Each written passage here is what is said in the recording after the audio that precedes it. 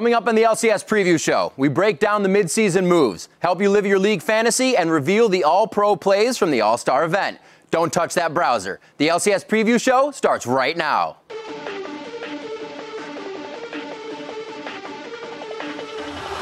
Frogger takes the tower down and takes victory for Team Ice here at the All-Star Challenge in Paris. Cloud9 are going to push through here and go for the win. Vic has a huge smile on his face because they just took down Fnatic. Millennium win the game 3-2, puts all three LCS teams back into the summer split. Vasily takes down both carries, and that's the 3-0. LMQ are in the LCS. Danger the only guy to defend. The Nexus is falling. Robert takes it down. Complexity Black make it into the LCS. 1, 2, 3, go!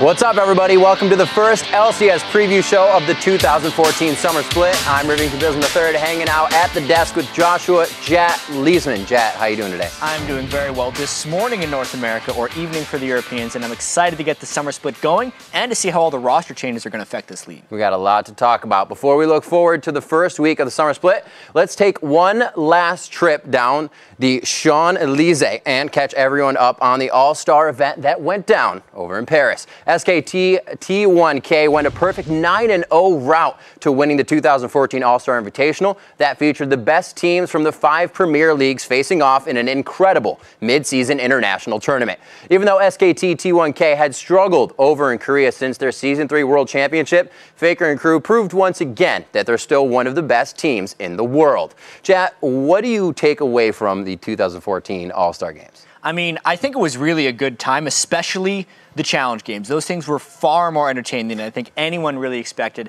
And then also we did learn a lot about kind of the region's strength. Cloud9 really surprised me to see how well they performed on the international stage there without their shot caller. They went 3-1 in the group stages. And then, honestly, a little bit disappointed to see how Fnatic performed, being the top team in Europe, 3 splits running, to struggle so mightily. I think it was a big wake-up call to the European scene in general as they move towards the World Championship. But while Fnatic struggled at All-Stars, they continued to dominate the European LCS, winning the Spring Split, their 3rd straight LCS title. Now for a look at Fnatic and the off-season moves meant to dethrone the 3-time season champs, I'd like to welcome Trevor Quickshot Henry to the show. How you doing, Quickshot?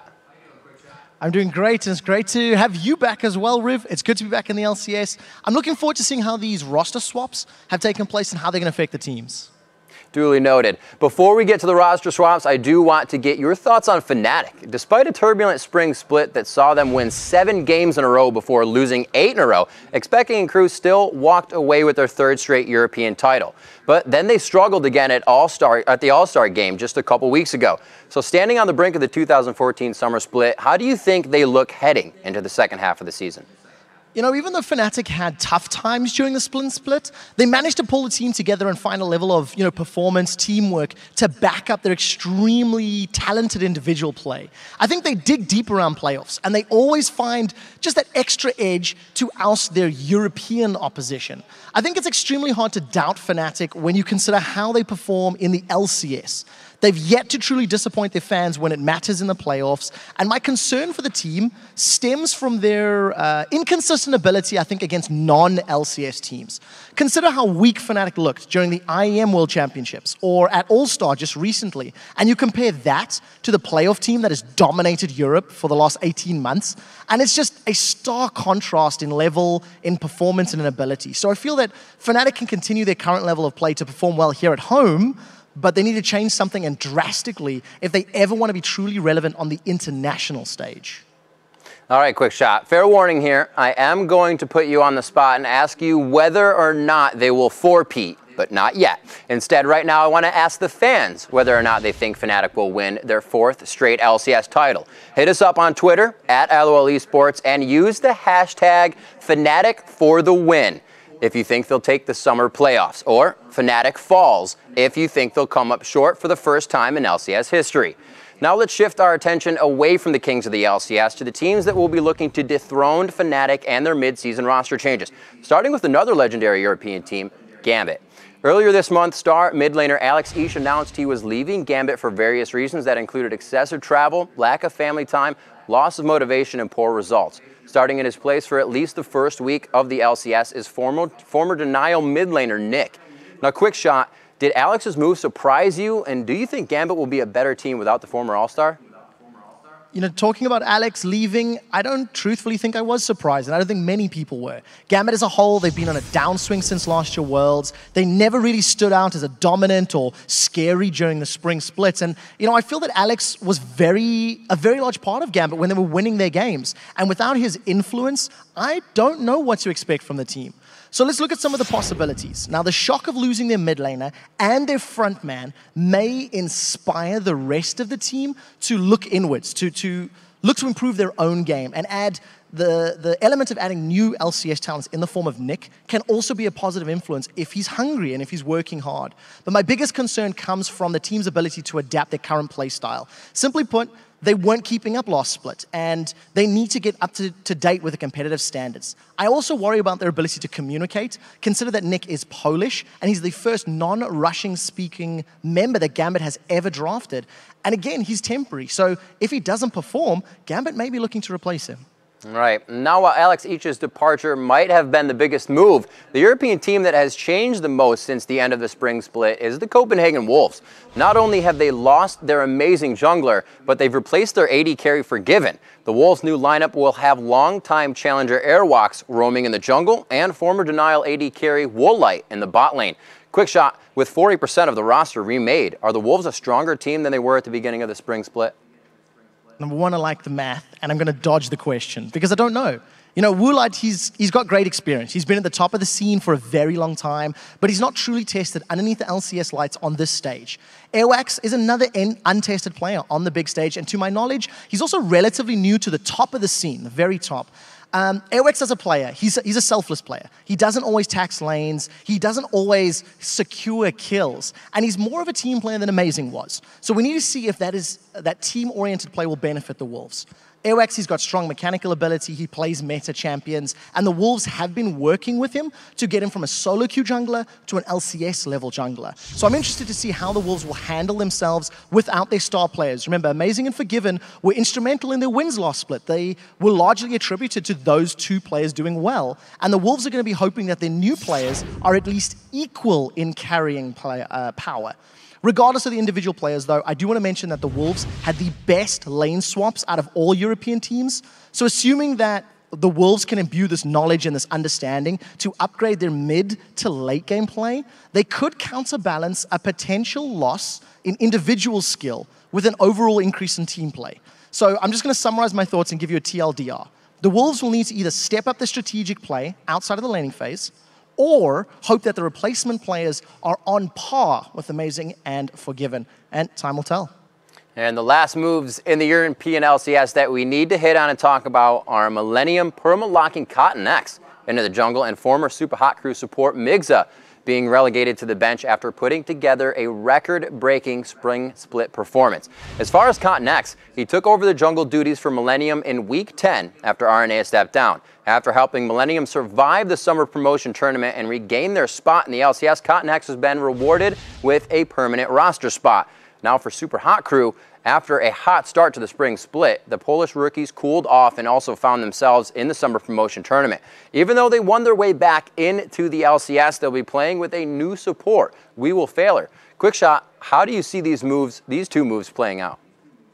Okay, so you mentioned the record-breaking performance by Mixer. As you said, unfortunately, was for the most deaths in an LCS split with 128 trips back to the fountain. While that is an incredibly high number, I do actually feel that Mixer was a very strong component of the team's initiations, and he also did pretty well during the laning phase, especially at the early levels. The reason I highlight these changes is to discuss what roles Super Hot Crew's new support player, We Will Failure, needs to have as an absolute minimum, and he'll obviously be wanting to improve upon the weaknesses that Mixer had. We Will Failure, he's a veteran of the challenger scene. He actually competed alongside the Lemon Dogs when they qualified for the LCS during the summer split last year. He has LCS stage experience. He'll be drawing upon that here today and going forward as much as possible. Moving on to Millennium and Cottonex, they decided that his permanent spot in the team is confirmed after he was an absolute monster during the promotion tournament. And he definitely helped his team defeat the Ninjas in Pajamas. That was a surprise result. Nobody expected that at all. I do want to note that Millennium are looking better and better since Cottonex has been the starting jungler for the team, but the rest of the players now need to step up their game if Millennium want to stand a chance at making it to Worlds. All right, quick shot. You've dodged it long enough. Earlier I said I'd be asking you to make a prediction about whether Fnatic will be winning their 4th straight title. It's now time to get your thoughts. Who do you think will be the 2014 European LCS Summer Split winner? I hate that you put me here because I don't know. It's a tough prediction because I haven't seen any games. I don't know who's going to go up, who's going to go down. I'm going to go out on a limb and say that the number 1 and 2 teams are going to be Fnatic and Alliance. I'm expecting them to do well. Considering what we've seen from the both of them in the last few months, I think Alliance are hungrier. I think they want it more. I think they'll practice harder. And I'm calling Alliance to be the number 1 team out of Europe for the Summer Split. All right, quick shot. That is a bold prediction. Now let's see if the fans agree with you that Fnatic's time has come or whether they think Expeke and crew will be heading to Worlds once again as the European champs. Pulling up the Twitter poll, we see that 65% actually think that Fnatic for the win is the one that's going to be taking it. How are you feeling about that, quick shot? I don't know. It's a lot of faith. Three titles back to back. It's hard to doubt the public, but we got to see what happens. Super Week, 4 games. Maybe opinions will change. It's a good super way to start it off. Thanks for taking the time to walk with us through all the mid-season changes and dropping some knowledge alts. Quick shot, good luck with the games today, and I can't wait to get the Summer Split underway. Yeah, Nork and the rest of us, yeah. So we'll see you on the show later today. All right, well, we won't have to wait long for the 2014 Summer Split to kick off because in about 15 minutes, Fnatic will start their run for their 4th straight LCS title as they kick off a super week's worth of LCS action and hope to take their first step down the road to another World Championship berth. SK Gaming will look for revenge for their spring playoff loss when they take on Reckless and the Spring Split champs. While finishing up our Day 1 coverage, it's the first game for Gambit without Alex each on their roster when they battle Overpow and Roccat. Then coming up on Wednesday, we've got 6 more games coming your way, starting with Gambit playing their 2nd game without Alex on the roster when they take on SK Gaming. With the Spring Split MVP Froggen and his alliance taking on Expeke and Fnatic to finish the 2nd day's coverage. Then coming up on Thursday, we end the first week of the European Summer Split with 5 more matches. And remember, all 3 days of the Super Week kick off at 1700 EST, 8 a.m. Pacific Time. Now let's turn our attention to another league that's kicking off today, Fantasy League Championship Series. If you've never played Fantasy before, don't worry. The people over at fantasy.lolesports.com have got you covered. Before you build your own LCS team and check out the articles and stats that will help you dominate your friends in the draft and throughout the season. Yeah, and now, because we want our viewers to finish first in their leagues, we're going to do an LCS preview show, Fantasy Knowledge Buff. So we're going to look at the top performers from the spring, the projected leaders for the summer, and then a couple of sleeper picks. Everybody's going to want to go back and do them all now. Yeah. Let's start with the top performers from the Spring Split. I know we didn't have the LCS Fantasy way back then, but if we had, here's who would have come out on top based on the standard point system. Wild Turtle would have been your fantasy points champion, while Sneaky and Meteos would have actually finished 2nd to Team Solo Mid, for once. Yeah, the top scoring European LCS pro during the spring was actually Reckless, with his team at Expeke coming in just ahead of the MVP of the European LCS, Froggen. But that is the past, and looking into the future gets a little more tricky. Take last split, for example. Who would have guessed Fnatic would go on an epic losing streak, or that the Season 3 World Championship participants, XGG, would get relegated? Everything's up in the air. Exactly. That being said, if the teams perform like experts think they will, the top 10 fantasy players at the end of the 2014 Summer Split should look something like this. Odds are Fnatic will play better than they did at All-Stars and perform more like the team that started out the spring with 7 wins and ended the split with another LCS title. And if that happens, you can expect Reckless and Expeke to rack up a ton of fantasy points per game. But over here in North America, most people expect Cloud9 to continue their championship caliber play, which means Sneaky and High will probably earn their fair share of fantasy love. And according to the experts, the biggest jumper on the list from the spring to the summer split will be Froggen. He had a beastly second half of the spring and carried his team from almost worst to nearly first place. And if he keeps playing that strong, he'll be near the top of the fantasy points table. On the flip side, while Turtle's stock, it slipped a little with change in support. There will be a learning period, losing X Special, who was an all-league support, to a new guy in Glebe.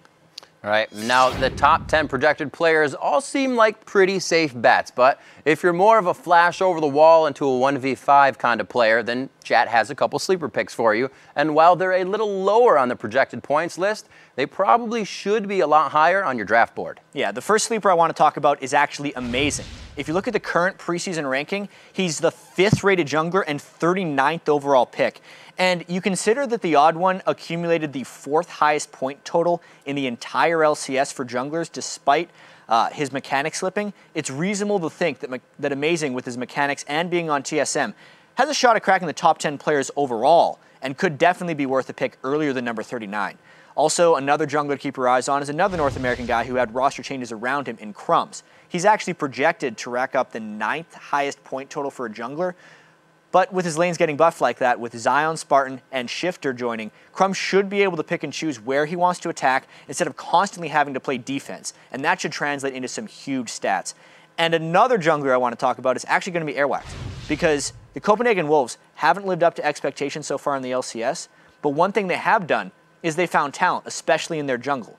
Their last 2 junglers were Shook and Amazing. They've put up some big numbers before departing to other squads, so their jungle pool is just good at finding them. And if the jungle pool is thin in your fantasy league, definitely pick up that Copenhagen Wolves jungler with a late pick because he'll have value. And the same could be said about their AD carry in Woolite, because just like the jungle, the Wolves have an eye for picking up good AD carries. Reckless was on Copenhagen Wolves, as well as Forgiven, who was a monster last year, and Woolite looked good in the Challenger Series. So just like Airwalks, Woolite is worth a late round pick. And AD carries, with the last final sleeper pick I have, it's got to be Cop from Curse. He had a major upgraded support with the addition of X Special. And the last time that Cop had an all-star caliber support, he also led the LCS in kills for AD carries.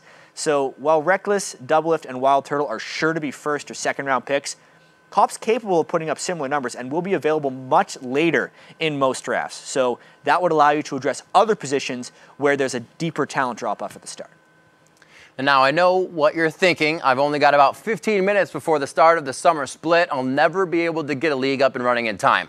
Don't worry. You'll still be able to put together a league and mastermind your own championship team before the start of week 2. Still counts. Still counts. Now, one of the teams that's sure to be a high pick in anyone's fantasy draft is the North American squad that won their 2nd consecutive LCS title. That's Cloud9. Since they first spawned in the LCS stage, Cloud9 has been nearly perfect, winning 88% of their games here in North America. That's 49 wins and only 7 losses. Jat, is Cloud9 the best team that North America has ever seen? I think it's pretty hard to argue against. One of the reasons for their success is consistency. They're the only team actually in the entire LCS that has started the same roster for every LCS game they've played. And they're one of 2 NALCS teams that will have the same roster they used during the spring split. And for Cloud9 fans, the best part is they're only getting better. Sneaky stepped up his game hugely last split and was statistically the best AD carry in North America during the spring. Plus, Balls has developed into arguably the best top laner in North America. Many are saying it's not even an argument anymore that he is the best.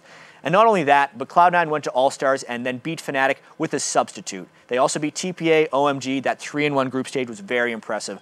All this put together means that once again this split, they are the team to beat in North America. And now that you've heard what Jat has to say, we want to hear what you think. Hit us up on Twitter and let us know if you think Cloud9 will add to their incredible record with another summer split title. If you think they'll make it 3 first-place finishes in a row, use the hashtag C9threepeat. But for Reginald and all the others out there that think C9's reign is over, use the hashtag C9theend. We'll be checking in with results later in the show. And speaking of the end, 2 of the original North American LCS squads saw their time in the league come to an end during the summer promotion tournament. Team Coast, formerly known as GGU, and XDG, formerly Vulcan, both failed to meet the challenge of Complexity and LMQ respectively. And now we only have 4 original NALCS teams left in the league, with Team Solo Mid, Counterlogic Gaming, Dignitas, and Curse. Funny, it's those 4 teams, but it kind of only felt like it was a matter of time for Team Coast, unfortunately, because even though their solo laners have gotten a lot of praise and actually got picked up by Dignitas, the team itself could never really turn those solo lane strengths into team victories. They've been struggling for a long time. Other than their playoff run at the end of the 2013 spring split, which is over a year ago, they haven't been able to win consistently. And then unlike the spring promotion tournament, this time around they were not able to win their way back in the league. And then you look at XDG, on one hand, is just like the most epic slide in LCS history. Less than a year ago, they were the second best team in North America. They had in Cloud9 2 of their 3 losses of the split on their way to Worlds. But after a lackluster showing during the group stages at Worlds, they made those ill-fated roster changes in their lineup. They moved the most improved player in North America to the jungle, Zuna, the other way. And then they tried to swap him back. And it just did not work out for them. It was disastrous. XGG, they finished last in the LCS before being dispatched by LMQ 3-0 in the promotion tournament. It was really a tragic end for a team that showed so much promise last year. Now, the 2 teams that beat Coast and XCG will be making their LCS debuts this Friday. LMQ dominated the Challenger Series, winning the Spring Series 1 and 2 titles before locking down the overall Spring Series championship. Complexity, on the other hand, finished 3rd in the Challenger Series, even though they were the most dominant team in the league, not named LMQ. And LMQ has received a ton of hype, and rightfully so, because they obliterated their challenger competition. But now the question becomes, can they maintain that level of success against LCS quality teams? Vasily, their AD carry, gets a lot of love from the LCS community. Xpecial and Doublelift have both sung his praises pretty loudly. Their mid laner, Xiaowei Zhao, puts up incredible CS numbers and equally impressive KDA stats. And a lot of people expect LMQ to finish in the top half of the standings, or maybe even higher. Well, although players on LMQ might be unfamiliar to fans who haven't been keeping up with the Challenger Series, Complexity has several guys that have played on the LCS stage before. Yeah, and this is the second time the Complexity has actually had a team in the LCS. Both of those teams have actually contained Prawley at some point. Complexity was a part of last season's Spring Split before being defeated in the Summer Promotion Tournament by Quantic, which is the team that we all know now as Cloud9, so you can't really blame them for losing out on that series. And as far as Prawley goes, he has always had a deep champion pool and had great success in the promotion tournament against Shifters. So Complexity's top laner, Westrice, is also another guy we need to talk about because he had a long journey to the LCS. He competed in the Season 1 World Championship and now makes his return to premier status in North America. It's been a while for him. Yeah, it really has. Good to see him back on top. Works out. Now, when you add the 10 new players on Complexity and LMQ to the 3 new players on the other NALCS teams, and then factor in the 3 players who are swapping jerseys, that means out of the 40 NALCS starters, 16 of them will be different than they were at the start of the Spring Split. That's 40% of the league that's changed. Let's start our analysis of the additions and subtractions in the NALCS with the team that was in first place for most of the Spring Split, Team Solo Mid. Gone are longtime TSM members Odd1 and Xpecial, and replacing them are former Copenhagen Wolves jungler Amazing and challenger support Glebe, the support formerly known as Glebe Glarblu. Do these changes make Team Solo Mid capable of challenging a team like Cloud9 for the Summer Split title? It's going to be really hard to see just because it is so much change, and it's more change than TSM has ever had at one time. They've always changed out one player at a time before. However, every single one of those changes has resulted in an improved Team Solo Mid, so you can't really doubt their decision making. But first off, let's look at the jungle change. This one was mutually agreed upon by all parties and makes the most sense. The Odd1 admitted that his mechanics were not world-class, so it was the smart move to bring in such a mechanically strong jungler in Amazing. And if things go well for TSM, they're not actually losing the Odd1. They're gaining him as a coach. The change of support, however, is a little bit different. It wasn't mechanical shortcomings that led to the decision. It was actually a chemistry problem that TSM stated. And it's strange because Xpecial is coming off an all-league Spring Split, voted #1 by everyone. Well, not everyone. It was #1 over Afromu. Right. But Glebe is an unknown commodity to the community, and he's from most of the challenger scene. It is the most questioned decision that TSM has ever made. You add that to the fact that TSM hasn't had very much time to practice with their new team, and it could be a couple of rough weeks for TSM to start the summer. But this is what they need, and it's what they think they need to do to compete with Cloud9 and ultimately for the World Championship. So you can't question it until the end of the season. Right. It's interesting to see Team Solo Mid pick up somebody that's not just in the LCS. It's kind of that, like you said, unknown commodity. And while Team Solo Mid parted ways with their longtime bot laner, he quickly found a new home with Curse. After starting 3 different supports as Cop's backup during the Spring Split, Curse locked up the all-league player for the summer. And this looks like another great acquisition for Curse.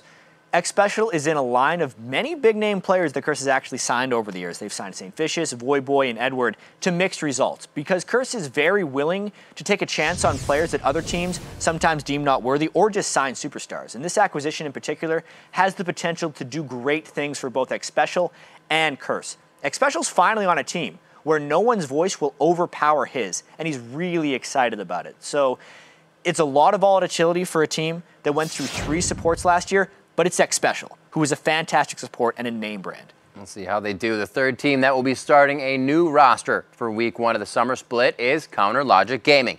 In response to their top laner Nien stepping down, Monte Cristo and crew searched around the world. And funny enough, they found their new top laner in Monte's backyard of Korea. But unlike the addition of Dexter before the spring split, Seraph is a relatively untested commodity on the pro stage. Yeah, I mean, Nien stepping down caught everyone by surprise, and it means CLG really had to scramble to find a new top laner, and they really think that they found a great one. Seraph, even though he is a little bit unknown, he only played 1 pro game in Korea. He was on Najin White Shield, who's actually in the finals right now of OGN. And he hasn't seen much playing time, but he has been deeply entrenched in that Korean pro scene. Lived in a gaming house, practiced with the Najin organization, and now that he's here in the NALCS, it looks like he's been able to communicate well with his team, and the addition has been working out very well for him. So just when you think CLG has finally lived up to their potential last split, they had a little bit more. A little bit more. Now, despite CLG importing a Korean top laner, Team Solo Mid, adding an amazing jungler, and Curse signing an all-league support, the team that may have improved their roster the most during this mid-season hiatus was Dignitas. After finishing the spring split with a 12-16 record, their worst in the LCS so far, Dignitas swapped out their solo lanes, signing the recently relegated Zion, Spartan, and Shifter to replace Cruiser and Skara. And this was a really smart move for Dignitas. They took the best parts of the 5th place team, added them to the best parts of the 6th place team, and they're hoping they equal a team that's good enough to go to Worlds. Their biggest weakness was in the mid lane. We saw that the temporary benching of Skara and the failed experiment with Golden Glue, they really didn't have a solution there. Now they have Shifter, a top North American mid laner. He put up tremendous numbers on a bad team. It'll be really fun to see how he does with Crumbs backing him up in the jungle. If you look at the top lane as well, Cruiser had better stats than Zion Spartan, but the numbers don't necessarily tell the whole story. Zion's a guy who draws a lot of attention from the other team, and Dignitas will benefit a lot from that top lane pressure. All right, now that we've taken a look at the new teams and rosters, it's time for you to look into your crystal ball, Jat, and predict who will be the NALCS Summer Split winner. I think it's pretty simple as far as the prediction here goes. A bunch of teams made a lot of changes to catch one team. That team is Cloud9, and they're still the favorites right now. I got to go with them. All right, well, you guys have heard what Jat's highly controversial pick for the Summer Split title is. Let's see what the fans at home had to say. The Twitter poll is going to be 57% saying that Cloud9 will still take it, but that is very close. Yeah, it's for having 2 dominating splits. It is a very competitive North American scene right now. All the changes are supposed to be for the better. Everyone around there is saying this is the strongest NA has ever been. It's interesting. With all the mix-ups going on right now, I think a lot of people are figuring out which wagon to be on for the start of the split, and then there's going to be a big band after that. There's a lot of wagons right now. There's no trains right now. There's no trains to be riding. It's pretty great. And Game 1 of the North American LCS Summer Split might go a long way in determining whether Jat and the fans are right. NA's Super Week of games kick off with a rematch of the Spring Split Finals as the defending champs take on the new Team Solo Mid, followed by Xpecial's Curse debut and the first professional game by LMQ. Then on Saturday, Team Solo Mid takes on their former support as TSM battles Curse, with the new Team Dignitas getting to test their solo lanes against the Spring Split champs in Cloud9. And then on Sunday, Week 1 of the LCS Summer Split wraps up with a battle between two of the teams most picked to be near the top of the standings when the season is done. Doublelift and Counter Logic Gaming versus Meteos and Cloud9. All 3 days of the North American Super Week begin at noon Pacific, 9 p.m. Central European Summer Time. And now over in Europe, almost 2 weeks ago, the best teams and most popular players from around the world gathered in Paris for the 2014 All-Star Games. And what resulted were a multitude of memorable moments and a ton of big plays. Here are the 5 biggest plays, or as we like to call them in Paris, Le Penta. At number 5, Bjergsen rapidly picks up a triple kill in Earth. He will take you down. He flashes in. That's a double kill. Now Mad Life's there. Ultimate comes through. Wild Growth is used. He gets the triple. Bjergsen, absolute beast. And at number 4, Going gets going with the great teleport escape. It could be the right time. Let's see how fast it is. It's going to be Pomelo that tanks this one up, but there's a flash from Impact. He does get first blood, and he's managed to get away. He gets 1 kill back. He's going to TP out. He's going to be quick. He got away. He's got away from it. 15 HP left for Going. He doesn't get any closer than that. At number 3, Faker takes on 4 people and gets a double. Faker's found himself another bunch of kills there. That's the party, though. Ultimate, look at that. Peke is in all sorts of trouble. Intervention was used. They finally get Faker down, but it took 3 of them. That was 4 of them, actually. He killed 2. Coming in at number 2, it's Piglet with the flashy moves as he outplays Meteor. Flash over the wall. Oh, what a flash away from that one. And they just ping-pong Meteors around. Et là, il y a Piglet. Oh! No way! No way! Ce flash! And the number 1 play of the week is just another thing Faker does. Kill the enemy jungler and steal Bear. Try and make the play. He's gone in. He's gone for Cyanide. He wants to try and pop him So down. low! Maybe enough. He gets Cyanide down before the Baron drops. The Baron is so low. It's going to get stolen away by Faker. This is tragic for Fnatic. What sublime play by the Season 3 World Champions. All right, guys, that does it for the LCS preview show. Now let's send it over to Cologne, Germany for day 1 of the 2014 European LCS Summer Split. Thanks for watching.